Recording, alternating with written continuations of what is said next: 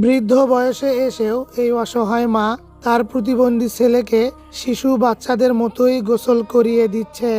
ভিডিওটি শেয়ার করে সবাইকে দেখার সুযোগ করে দিন।